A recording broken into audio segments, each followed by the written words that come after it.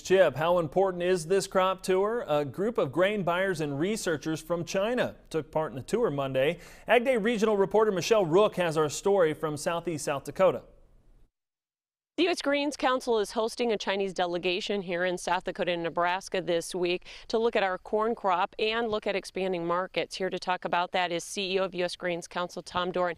Talk about, this is an emerging market, so how significant is it to have this delegation here? This is extremely significant. It's a group of leaders from a variety of agencies in China, Ministry of Agriculture, AQSIQ, the Quarantine Inspection Service, Sino-Grain, COFCO, China Academy of Sciences, and a couple of other agencies who are very interested in looking at the quality, at the biosecurity, and at the sustainability of supply that could be produced and made available to the Chinese over the long run. So are these leaders high enough up in government that they can help grease the wheels to try to move this market?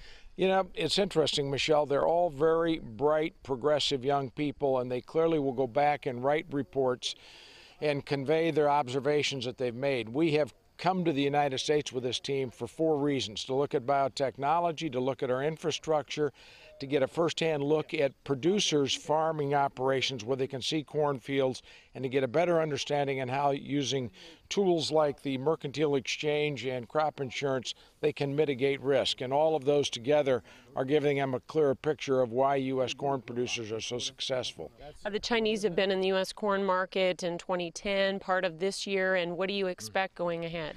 Well, we're anticipating more and more consistent trade with the Chinese. As you probably know, in 2010 they imported about 1.5 million or slightly more than 1.5 million tons of corn, about 3 million tons of DDGs. Right now, to date, they're slightly ahead of last year's purchases as of an equivalent date. I would anticipate that they will probably, if you look at the unknown sales that are reported by USDA, there may be as much as 5 to 6 million tons of corn imported by China over the next 12 to 18 months, and we would anticipate that this will continue to be sustained and grown. Thanks so much, Tom Doran, CEO of the U.S. Grains Council. On the road in South Dakota and Nebraska for AgDay, I'm Michelle Rook. Thanks, Michelle. We'll have daily coverage of the 2010 Pro Farmer Crop Tour, both online and on air. Be sure to get regular updates from our partners at agweb.com. For those fans of Twitter, many of the scouts are sending tweets on crop conditions and yields. You can catch their comments on the special Crop Tour section on AgWeb.